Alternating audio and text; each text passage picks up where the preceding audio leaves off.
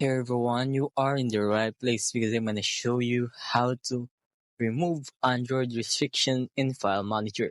So without further ado, let's get started. If you can access certain files or folders, here's how to fix it. So some stock file managers have restriction. So you can try using this app, the Archiver or Explore File Manager Total Commander. You can download any of these from Play Store and open them.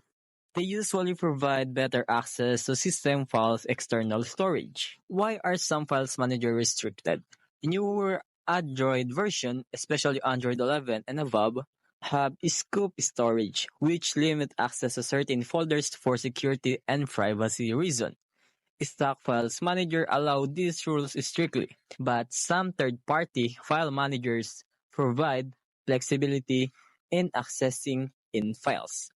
So that's it. Now you know how to remove restriction in File Manager on Android. If you have any issues, let us know. Thanks for watching and take care.